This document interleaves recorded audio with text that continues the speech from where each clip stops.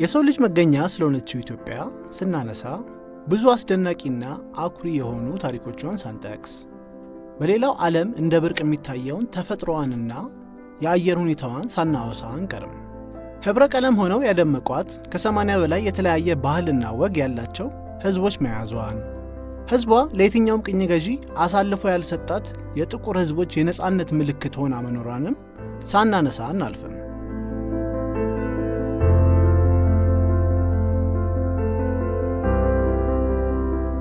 አሁን ያለውበት ስፍራ ኢትዮጵያን ለጥቁር ህዝቦች የነጻነት ምልክት ተብላ እንድትጠራ ዋና ሚና ከነበራቸው ስፍራዎች መካከል አንዱ ነው። ፋርሲ ገበራንቾ እንኳን ወደዚህ የጽናትና የጀግንነት ታሪክ ወዳለበት ስፍራ በደህና መጡ።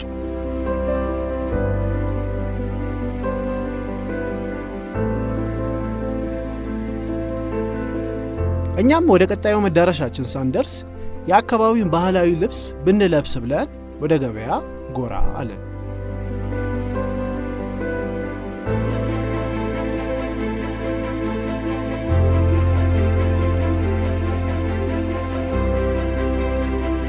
ወደ ዱራሜ መምጣታችንን ተከትሎ ከተነገረን ነገር አንዱ የሳምንታዊውን ገበያ ሳታዩ ከሄዳችሁ ጉዟችሁ ሙሉ አይሆንም የሚል ነበር።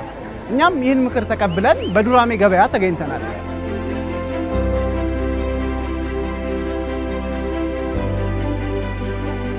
አሁን ያለንበት ቦታ KMG ኢትዮጵያ ይባላል። በሴቶች መብት፣ በስርዓተ ጾታ፣ በእኩልነት፣ በፍትህ ላይ የሚሰራ ድርጅት ነው። እንግዲህ ይህንን ድርጅት ያቋቋሙት ዶክተር ቦጋለሽ ገብሬ ይባላሉ። በፋርሲ ገበራንቾ ሜዳ ላይ ጣዋቱ በጣም ውብና የተረጋጋ ስሜት ያለው ነው። ይህን ስፍራ የተለየ የሚያደርገው ታሪካዊነቱ ሲሆን ከ127 ዓመታት በፊት 15000 ፈረሰኞች ወደ አድዋ ጦርነት የሀገር ህልውናን ለመጠበቅ ከዚህ ስፍራ ተንቀሳቅሰዋል።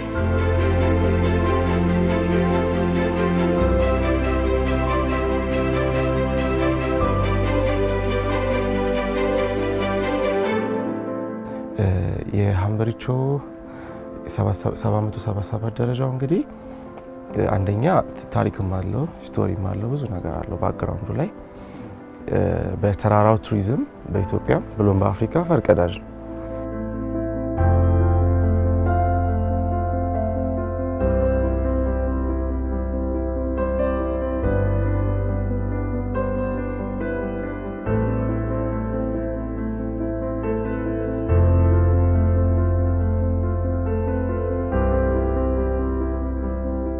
አባቶች የእንጨት ጦር ሰርተው ጋሻ ይዘው ጠላቶችን አባሮ ጦርነት አሸንፈዋል።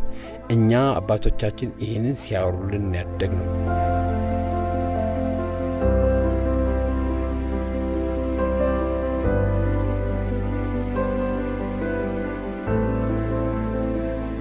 የአጆራ መንትያ ፏፏቴ በምስራቅ አፍሪካ ብቸኛው መንትያ ፏፏቴ እንደሆነም ተነግሮናል።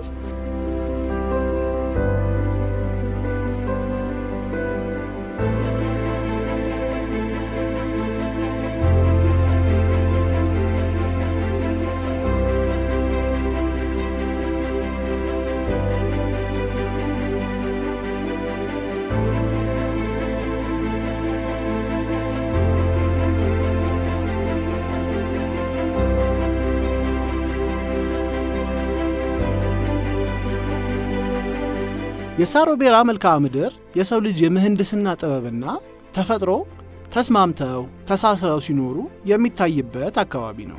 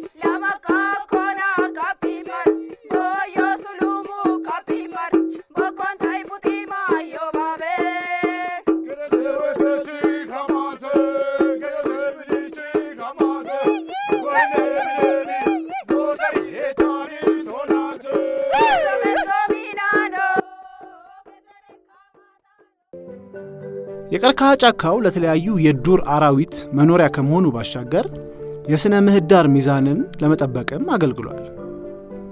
በዚሁ ጫካ ውስጥም ድብቅ ዋሻዎች ያሉ ሲሆን በዚህ አካባቢ ይኖሩ የነበሩት ጥንታውያን ሰዎች አንዳንዶቹን ዋሻዎች እንደ ቅዱስ ስፍራ ይጠቀሙበት እንደነበር ተነግሮናል።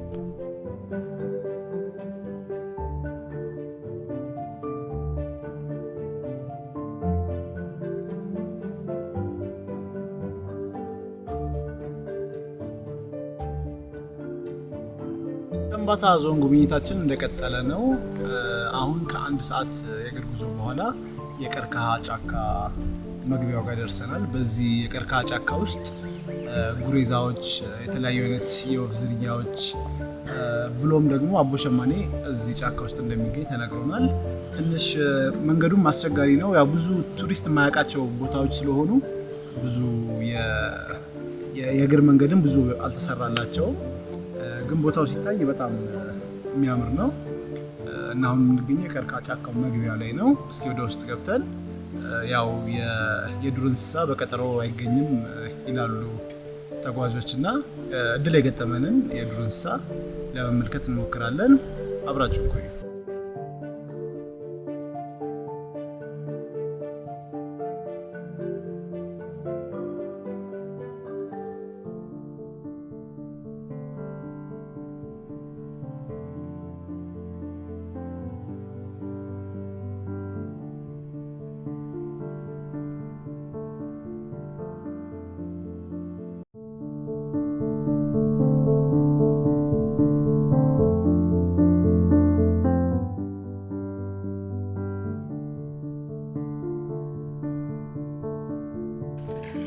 አሁንም በከምባታ ዞን ውስጥ እያደረግን ያለነው ቆይታ እንደቀጠለ ነው። አሁን በቀርከሃ ጫካ ውስጥ የእግር መንገድ እያደረግን ነው። እንደዚህ አይነት ጫካዎችን ስንጎበኝ በጣም በጥንቃቄ መሆን አለበት። ምክንያቱም የዱር እንስሳት ወደ ቤታቸው እየገባን ነው። ወደ እነሱ ቤት ስንገባ የመጀመሪያ የነሱ ሪስፖንስ የሚሆነው ራሳቸውን መከላከል ስለሆነ እኛን ሊያጠቁን ይችላሉ። እንደዚህ አይነት ቦታዎች ላይ ስንመጣ የምንለብሳቸውንም ልብሶች መምረጥ ያስፈልጋል። ሽታም እንስሳቶች ጋር ከበድ ያለ ሽታ ደርሶ እኛ ላይ ጉዳት እንዳያደርሱብን መጠንቀቅ ያስፈልጋል። አሁንም በቀርከሃ ጫካ ውስጥ የእግር ጉዞ እያደረግን ነው። ትንሽ እንስሳቶቹን የማግኘት እስካሁን እድል አልገጠመንም። ምክንያቱም አንዳንድ ጊዜ ረዥም ጊዜ ተቀምጦ መጠበቅ ያስፈልጋል እንስሳቶቹን ለማግኘት። ስቲል የእግር ጉዞአችን ግን ቀጥሏል። አብራችሁን ቆይታችሁ ደግሞ ያለው እንድትመለከቱ እንጋብዛለን። ፕሮግራሙ ኢትዮፒክስ ተጓዥ ነው። እኔ ረታ አለሙ ነኝ። አብራችሁን ቆዩ።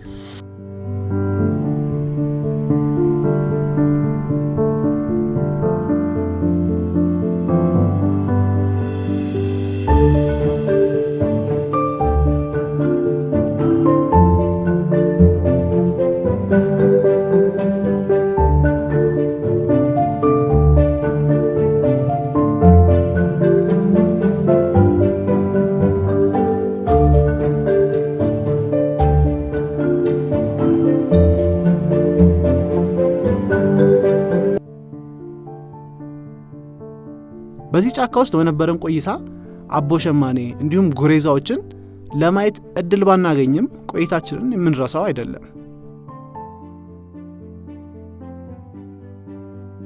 ይህ ጫካ እጅግ የሚያስደንቅና ጥበቃ የሚሻ የብዝሃ ሕይወት መገኛ ነው።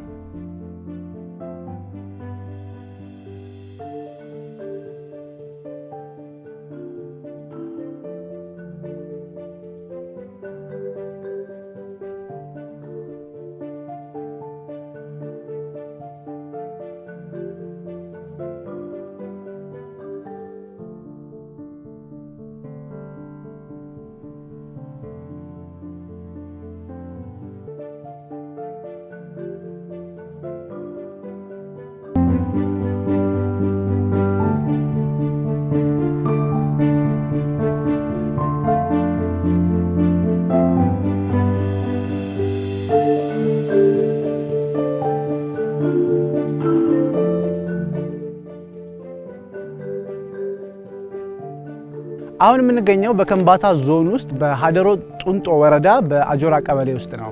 ከኋላችን የምትመለከቱት ደግሞ የአጆራ መንትያ ፏፏቴዎች ሲሆኑ ይህ ፏፏቴ በምስራቅ አፍሪካ ብቸኛው ምንትያ ፏፏቴ እንደሆነም ተነግሮናል። አካባቢያችንም እንደምታዩት በጣም የሚያምር ቦታ ነው። የዛሬ ምሽታችንና አዳራችንም የሚሆነው በዚህ ስፍራ ነው። የአካባቢውም ሰው ደመቅ ያለ አቀባበል አድርጎልናል። ምሽታችንን ደግሞ አብራችሁን ተከታተሉ እንጋብዛለን።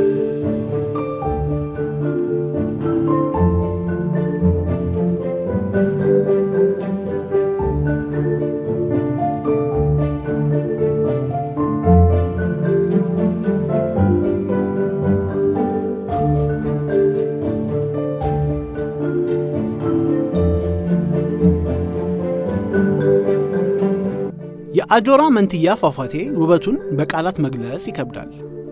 እነዚህ ስፍራዎች እንደ አንድ የጎብኚ መዳረሻ በብዙ ሰዎች አለመታወቃቸውና አለመጎብኘታቸው ግርምትንም መደነቅንም የሚፈጥር ነው።